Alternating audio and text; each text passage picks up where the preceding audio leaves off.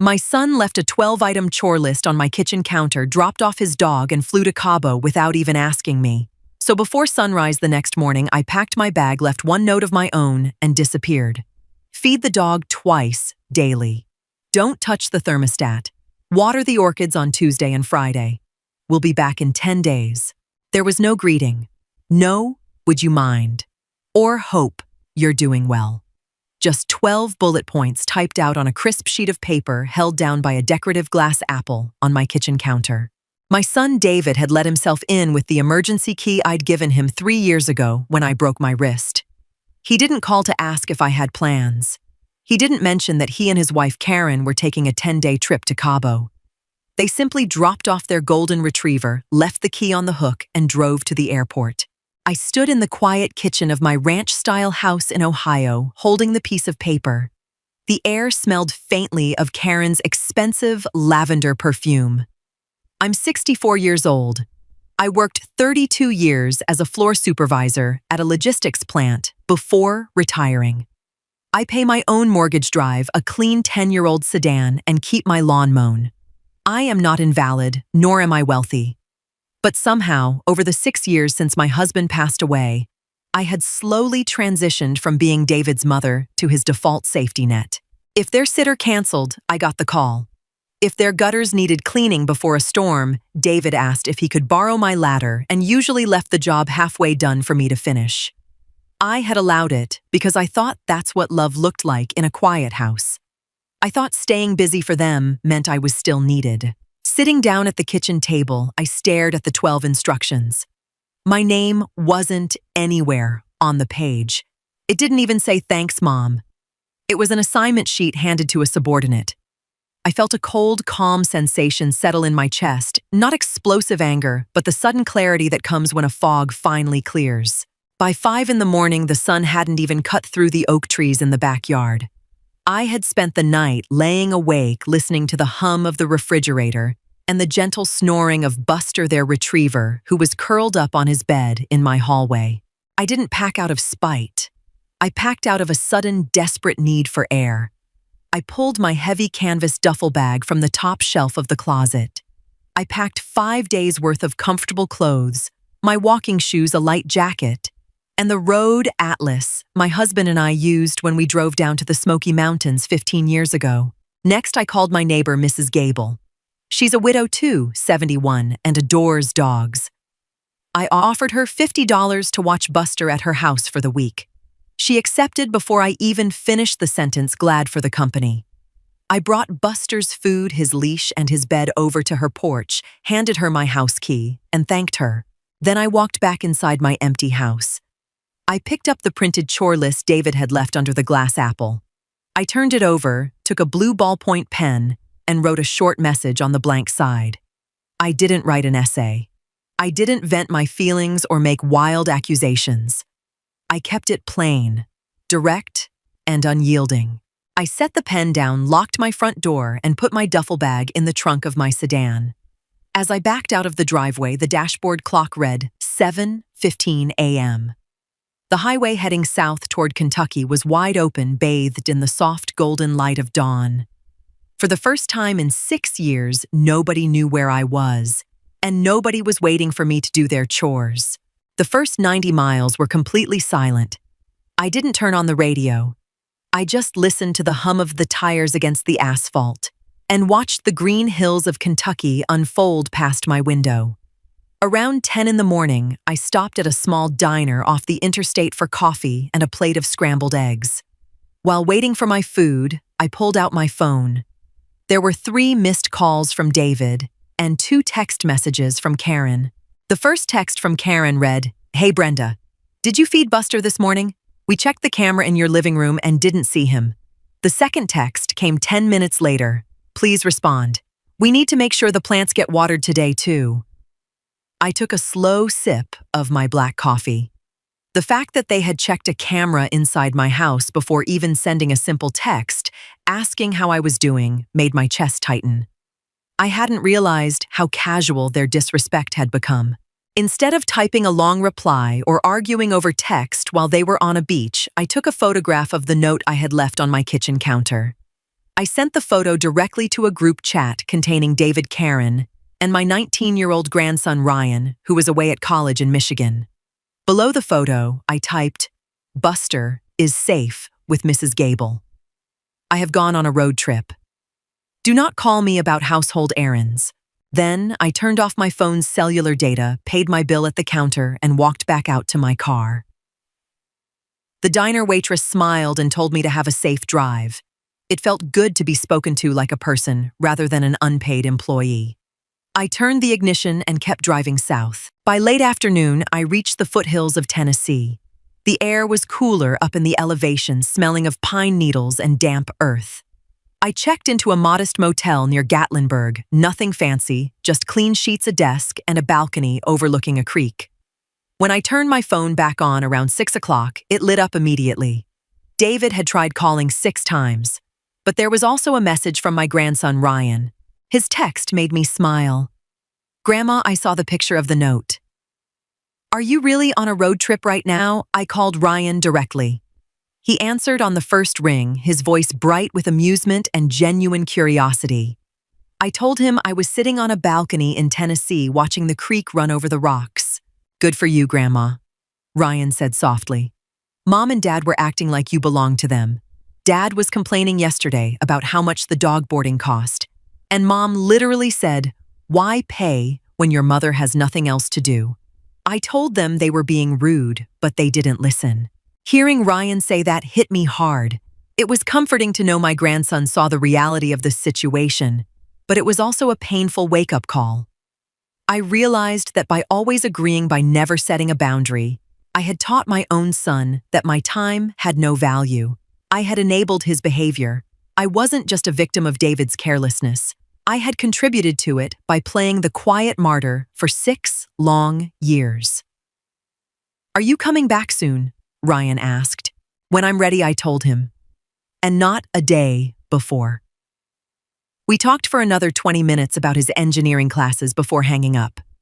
I sat on that balcony until the sun dipped behind the mountain ridge. On the 4th day of my trip, I was sitting in a small park in Asheville, North Carolina, eating a sandwich on a bench. My phone rang again. It was David. This time, I decided to answer. "Mom." "Where on earth are you?" David's voice was sharp, loud, and laced with frustration. "Karen is stressed out on our vacation because Mrs. Gable sent a text saying she needs $20 extra for Buster's special diet food. You were supposed to be watching him." I swallowed my bite of sandwich and kept my voice level. "Hello, David. How is your trip?" "Don't do that, Mom," he snapped. "You can't just pack up and leave when we left you a specific list. You know how important those orchids are to Karen. And leaving your key with a neighbor. That's a security risk." I took a deep breath. Old habits urged me to apologize, to smooth things over, to say I'd drive back and fix it. But I looked down at my husband's old atlas resting on the bench beside me and held my ground. "David, listen to me very carefully," I said, my tone flat and firm. "You did not ask me if I was free. You did not ask if I wanted to watch your dog. You walked into my home, dropped off a list of chores as if I were your staff, and drove away. I am your mother, not your housekeeper." There was a long silence on the line. I could hear the faint sound of ocean waves in the background on his end. "We thought you liked helping us." "David," said his voice dropping slightly, though still defensive. "You're always home. Being home does not mean my life belongs to you," I replied. "I will be back when I am ready. Have a good rest of your vacation." Before he could respond, I hung up the phone. I stayed on the road for 3 more days. I drove through small towns in Virginia, visited a pottery shop I'd read about years ago, and ate dinner at local taverns where I read my books without checking the clock. I spent modest amounts of my own savings money I had earned over 3 decades of hard work. On the 8th day, I drove back into my home state. The familiar highway signs welcomed me back, but I felt different sitting behind the wheel. The knot of quiet resentment that had lived in my stomach for years had dissolved. When I pulled into my driveway on Sunday afternoon, I saw David's car parked at the curb. He was sitting on my front porch steps, holding a cup of takeout coffee. He looked tired, his face sunburnt from Cabo, but his posture was slump-shouldered and uncertain. I put the sedan in park, turned off the engine, and stepped out. I carried my own duffel bag up the walkway. David stood up slowly as I approached. He looked at me, taking in my dusty car, my walking boots, and the calm expression on my face. He opened his mouth to speak but hesitated. "Hello, David," I said, setting my bag down on the porch deck. "Hey, Mom," he said quietly. He glanced at the front door. "Mrs. Gable gave us Buster back this morning. She said he was a great guest." "She's a nice woman," I said, locking eyes with him. "Now why don't you come inside so we can talk like adults?" David nodded without arguing and followed me into the house. We sat down at the kitchen table, the same table where the chore list had been left days earlier. David placed his coffee cup on a coaster. He looked around the room as if trying to find something familiar to anchor himself. "Karen is angry," David began carefully. "She thinks you did this just to ruin our trip." "I didn't do it for Karen, and I didn't do it to ruin anything," I said plainly. "I did it for myself. But more importantly, David, I want to know why you thought it was acceptable to leave that paper on my counter." David rubbed the back of his neck. He looked genuinely uncomfortable, shifting in his chair. "Honestly, I didn't think about it. Karen typed it up because she was rushing to pack. I just brought it over. I thought it was convenient for everyone." "Convenient for you," I corrected him, "not for me. You didn't ask about my health. You didn't ask if I had plans with my friends or if I felt up to watching a heavy dog for 10 days. You assumed my time had no value because I don't work a shift at the plant anymore." David looked down at his hands. "You never said no before, Mom. Ever since Dad died, whenever we asked for help, you jumped right on it. We got used to it." His words were painful, but they were true. "That was my mistake," I admitted, leaning forward. "I thought staying useful was the only way to keep you close. But allowing you to treat me like a servant isn't love, David. It's laziness on your part and fear on mine. And it stops today." He looked up at me, surprise showing in his eyes at my bluntness. David sat in silence for a moment, processing what I had said. For the first time in years, he wasn't looking at me as a default utility, but as an independent person sitting across from him. "So what happens now?" he asked, his tone subdued. I reached into my purse, pulled out a small notepad, and laid out my terms calmly and clearly. "First, you return my emergency key," I said, holding out my hand. "It will be kept under my terms. If there is a genuine emergency, you can ask for it. But you do not enter my house unannounced to drop off animals or chores." David hesitated, then reached into his pocket, unhooked my house key from his ring, and laid it on the table. "Second," I continued, "if you need help with anything, babysitting, house sitting, or projects, you ask me at least 3 days in advance. And if I say no, you accept it without guilt-tripping me or sending Karen to complain." "And if Karen refuses to agree," David asked carefully. "Then Karen can hire a professional service," I replied, without missing a beat. "I am your mother, not your hired help. And lastly, if you want to spend time with me, it will be for dinner, a visit, or a phone call to ask how my day was, not just when you need a favor." David looked at the key sitting on the wooden table between us. The anger he'd carried over the phone seemed to have drained away, replaced by a sober realization of how far things had drifted.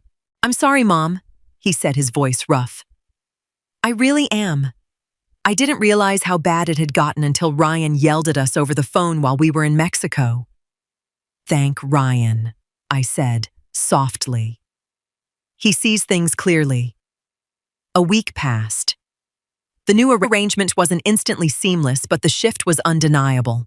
Karen didn't come by my house for several days, clearly feeling slighted that her expectations had been challenged. I didn't chase after her, nor did I send apologetic texts. I spent my mornings working in my garden, reading on the porch, and meeting Mrs. Gable for lunch at a local cafe. On Thursday evening, my doorbell rang. It was David. He didn't use a key. He stood on the front porch and waited for me to answer. When I opened the door, he was holding a small brown paper bag from a local bakery and a bouquet of yellow daisies. "Can I come in?" he asked politely. I brought some lemon tarts. I remembered they were your favorite. "Of course," I said, stepping aside to let him in. We sat in the living room. He didn't ask me to fix anything, nor did he bring up any house errands. We drank tea, ate the tarts, and talked about his job and his upcoming weekend plans. He told me Karen was slowly coming around, though she was still embarrassed about the text messages she'd sent. "Give her time," I told him gently. Respect takes adjustment when people are used to taking things for granted. Before he left, David hugged me. It wasn't the quick, distracted hug he usually gave me on his way out the door while checking his phone. It was genuine, firm, and warm. "Thanks for the tea, Mom," he said at the door. "Call me if you need anything this weekend, just to catch up." "I will, David." I smiled. "Have a good night." Looking back at that sheet of paper under the glass apple, I realize it was the best thing that could have happened to our family. For years, I believed that love meant self-sacrifice without limits. I thought that to be a good mother, I had to keep my door open, my hands busy, and my mouth shut, even when my dignity was being eroded piece by piece. I blamed my son and his wife for taking advantage of me. But I had forgotten an essential truth: people will treat you exactly the way you teach them to treat you. Justice in a family isn't about destroying relationships or seeking cruel revenge. It is about restoring balance. It's about standing up, drawing a clear line in the sand, and forcing the people you love to see you as a complete human being with your own time, desires, and self-respect. Now, my sedan sits in the driveway, ready for the next time I feel like taking a drive down an unfamiliar road. David calls me twice a week just to talk. When he asks for a favor, it begins with, "If you're not busy, Mom." And he accepts my answer with grace, whether it's yes or no. I still have my husband's road atlas on the nightstand. Half the pages are still folded down, marking places we never got to see together. But this spring, when the weather turns warm, Ryan and I are planning a trip up through the Blue Ridge Parkway. He's bringing a notebook to plan the route, and I'm bringing the atlas. And this time, nobody left a chore list on the counter. Daughter called me on a Tuesday afternoon, which should have been my first sign that something was wrong. She never called on Tuesdays. Tuesdays were her productivity days. She had told me that once, in the particular tone she used when she wanted me to understand that her schedule was sacred, and mine was not. So when my phone lit up with her name at 2:17 in the afternoon, I dried my hands on the dish towel and felt the small familiar tightening in my chest before I even answered. "Mom, we need to talk. Can you come to dinner Friday?" I said yes. Of course I said yes. That's what mothers do. I had been saying yes to my daughter for 63 years. Her name is Renata. My daughter. I want you to understand something about her before I tell you the rest of this. She was not always this way. There was a version of her, the one I raised, who used to fall asleep on my shoulder during long car rides and who cried for 3 days when our dog died and who called me from her college dorm just to hear my voice. That girl existed. I have photographs. But the woman who opened the door to me that Friday had her husband standing behind her like a co-signatory on a contract, and she smiled the way people smile when they have already decided something. Her husband, I'll call him my son-in-law, because that's what he is, though some days the title has felt like the most charitable thing I could offer him, reached past her to shake my hand. Firm. Businesslike. The way you shake hands at the start of a negotiation. We sat down to dinner. Pot roast. It smelled wonderful. I remember thinking, at least there's that. We talked about nothing for 20 minutes. The grandchildren's school. A neighbor's new fence. The weather and the way people discuss weather when they are avoiding something larger. My son-in-law refilled my water glass twice without being asked, which was more attention than he had paid me in months, and I registered that too. Then my daughter set down her fork. "Mom," she said, "we've been thinking." When children say, "we've been thinking" to their parents, it is never about something good. It is never, we've been thinking, and we'd love to take you to Italy. It is always a restructuring, a renegotiation of terms you didn't know were in play. The house is too big for you, she said. It's been too big since Dad passed. You're rattling around in there alone, and the maintenance costs. I manage the maintenance costs, I said. Mom? She used the voice. The patient, slightly exhausted voice she had been using with me since her late 30s. The one that suggested I was being gently unreasonable. We just think it would make more sense for you to sell. Put the money somewhere it can work for you, and move somewhere smaller. Easier. We actually found some really lovely places. There's a community over in Millbrook. Very active, a retirement community. A community, she said, for active seniors. My son-in-law nodded. He had been nodding since she started talking, slow and rhythmic, like a metronome set to agreement. I looked at them both across the pot roast and the good china she had inherited from my mother. I looked at my son-in-law's pressed shirt and my daughter's careful expression.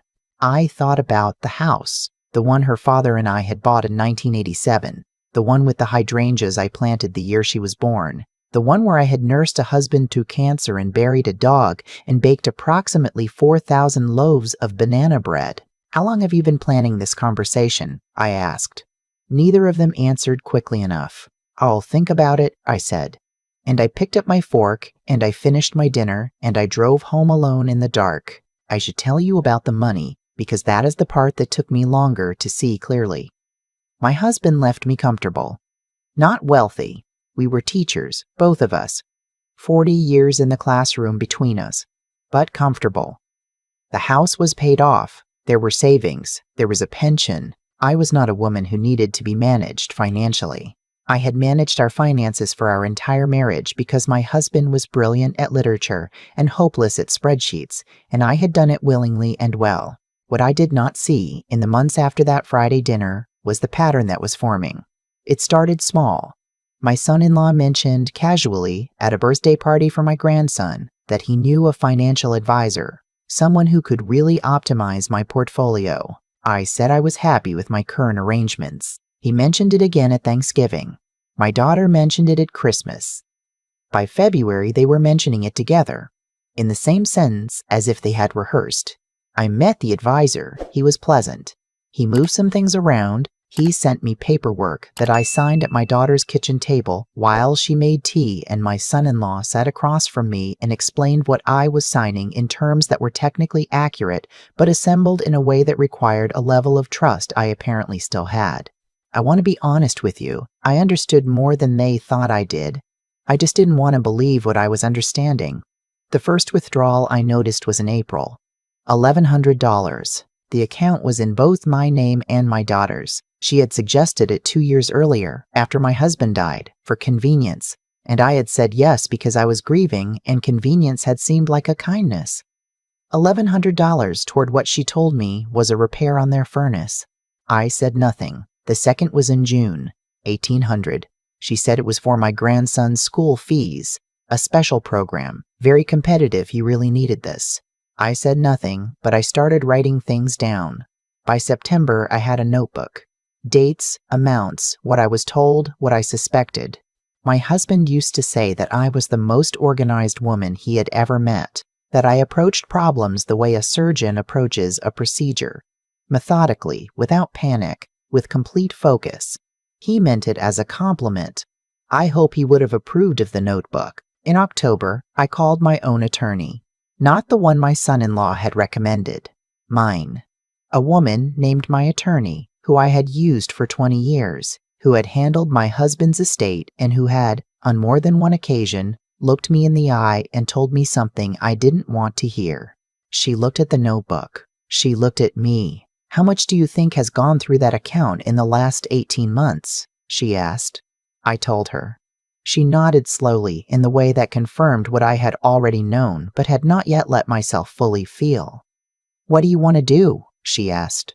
I thought about that for a moment. Outside her window, the street was full of October light, the particular gold of late afternoon, and I watched a woman push a stroller past the window and thought about all the things I had wanted in my life. I had wanted to be a good teacher. I had wanted to be a good wife. I had wanted to be a good mother. I had wanted for a very long time to believe that the people I loved were who I needed them to be. I want to protect myself, I said, and I want to do it quietly. The next 3 months were the hardest and the most clarifying of my life since my husband died. I worked with my attorney to remove my daughter from the joint account. I opened 2 new accounts at a different bank. One she had no knowledge of, one in trust. I changed the beneficiaries on my life insurance and my pension. I updated my will. Every step was documented, witnessed, filed. My attorney made sure of it. I did not tell my daughter any of this. I kept going to Sunday dinners.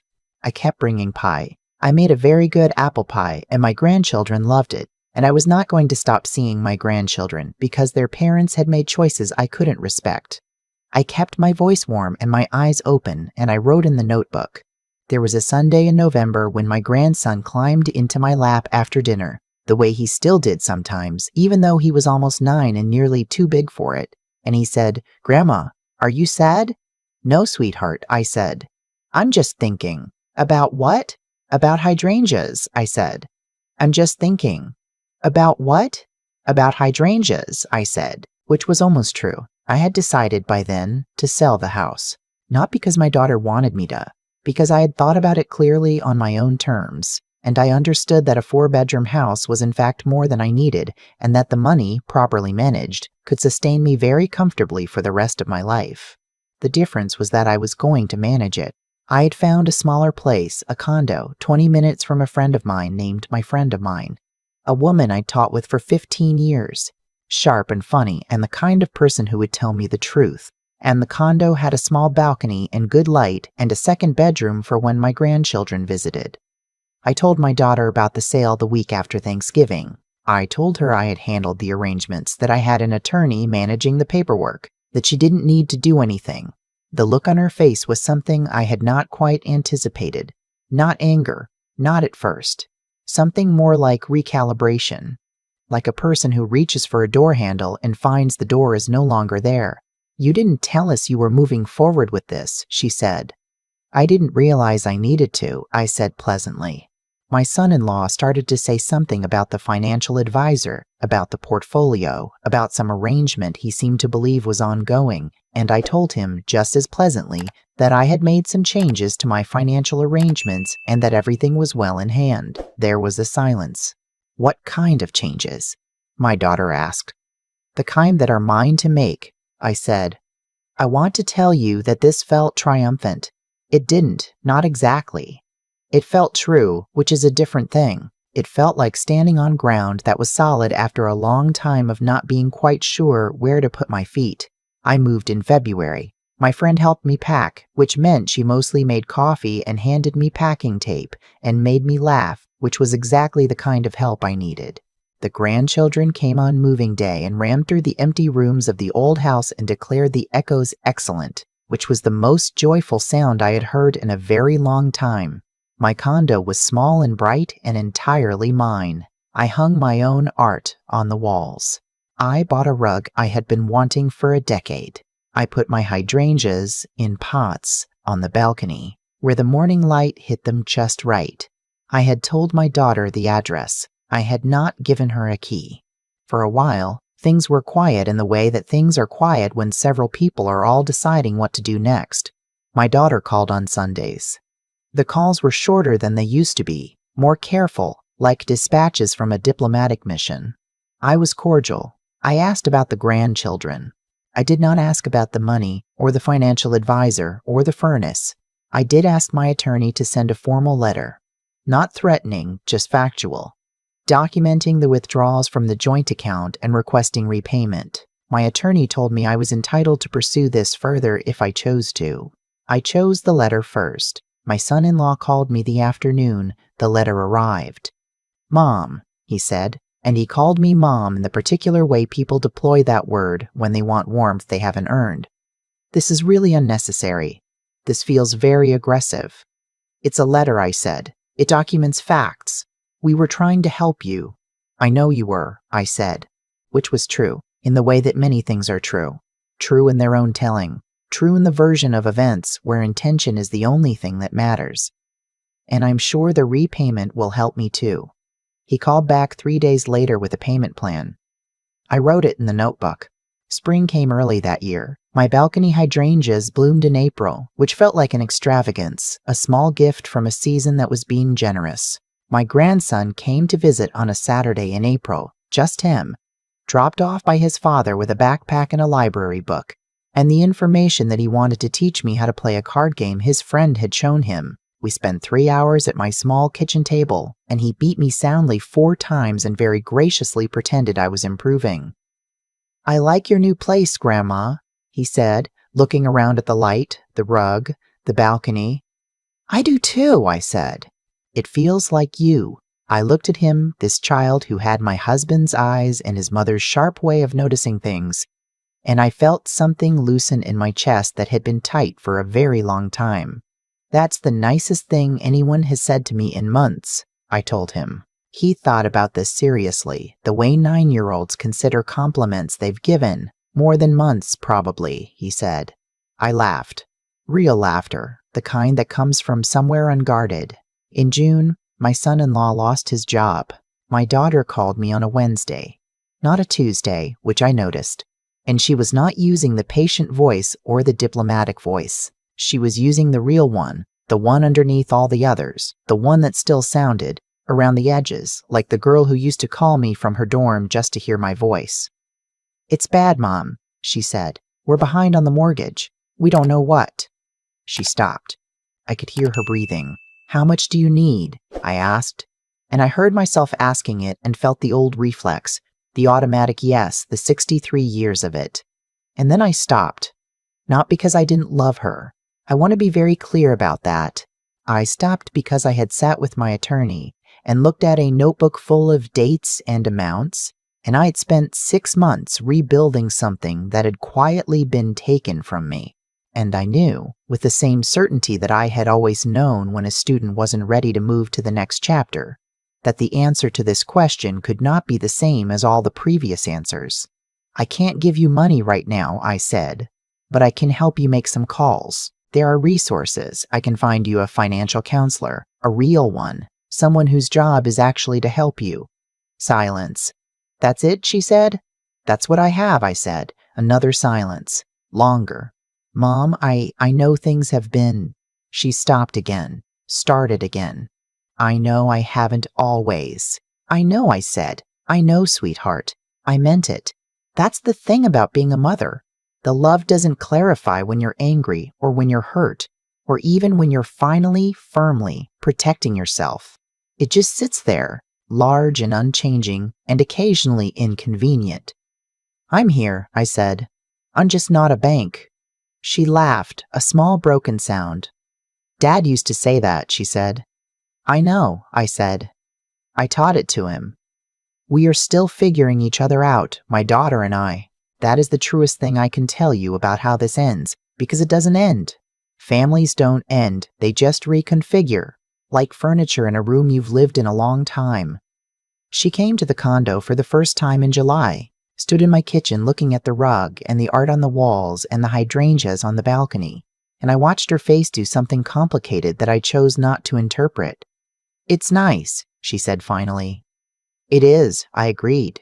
We had tea. We talked about the grandchildren.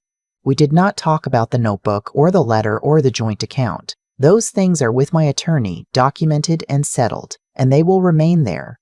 What I know now that I did not know 2 years ago is this. There is a difference between being loved and being managed. I had confused them for a long time in the particular way that mothers of daughters sometimes do, believing that being needed was the same as being valued, that access was the same as respect. My husband knew the difference. He had tried to tell me once, early in our marriage. "Viv, you give people the map to everything and then you're surprised when they drive wherever they want." I had laughed it off. He had let me. I keep his photograph on the windowsill where I can see it from my reading chair, which is in the corner by the good light. Every morning I make coffee and I sit in that chair and I read. And sometimes I look at the photograph, and sometimes I look at the photograph, and sometimes I look at the hydrangeas. The hydrangeas are doing very well. I am doing very well. These are not small things. After everything, after the dinners and the accounts and the patience I assembled like a second career, these are not small things at all. If you are somewhere in the middle of a story like mine, I want you to hear this. The notebook matters. The attorney matters. The second bedroom for when your grandchildren visit matters. Build the things that are yours to build, quietly, carefully, with your eyes open. And keep your hydrangeas somewhere with good light. They will bloom when they're ready. I have thought a lot about cause and effect since all of this happened, not in any grand or mystical sense, just in the plain, observable way that a woman who spent 40 years in a classroom comes to understand how things work. You do something. Something follows. The connection isn't always immediate, and it isn't always tidy, but it is almost always there if you're honest enough to look for it. Renata made choices. Small ones at first. The voice, the joint account, the financial advisor who was really just a convenient arrangement. Each choice was small enough to explain away, and I let her because I loved her, and because love is sometimes the reason we accept things we shouldn't. But small choices accumulate. That's the thing nobody tells you clearly enough. They stack up quietly like papers on a desk, until one day you look up and you cannot see across the room anymore. What I had to reckon with, and this took time, real time, the kind that requires sitting alone with coffee in a lot of early mornings, was my own part in it. I had made choices too. I had said yes when yes wasn't the honest answer. I had signed things at kitchen tables because signing felt like trust, and I had confused trust with wisdom, which they are not. Wisdom is trust with its eyes open. I had kept mine half closed for too long, and the cost of that was a notebook full of dates and amounts and a level of hurt that I didn't fully let myself feel until I was safe enough to. When Renata called me in June, voice cracked open in a way I hadn't heard since she was young, I felt the pull of the old answers so strongly it was almost physical. 63 years of saying yes to that voice. 63 years of being the person who fixed things. There is a kind of courage in saying no that nobody prepares you for. Not because no is hard to say, but because you have to say it while still loving the person you're saying it to. And that combination is the most demanding thing I have ever done. But here is what I know about resilience. Having lived inside it for the past 2 years, it is not toughness. It is not indifference. It is the decision, made quietly and renewed every single day, to keep building the life that is yours to build. The notebook, the attorney, the condo with the good light, the hydrangeas, my grandson beating me at cards and being gracious about it. These were not consolation prizes. They were the actual thing, the life I had always been capable of living. Once I stopped arranging myself around spaces that other people had decided were mine. My grandson said the condo felt like me. I have held on to that. After everything, after the dinners and the accounts and the long patience of rebuilding, the best thing anyone said to me was a 9-year-old noticing that I had made a space that was genuinely mine. That is what integrity produces, eventually. Not triumph, not revenge, just rooms that feel like you, and people who can tell the difference. Renata and I are still finding our way. I think we will for a long time. But I no longer need her to be different in order for me to be okay. That is the distance I traveled. It doesn't look dramatic from the outside, but from the inside it was the longest journey of my life.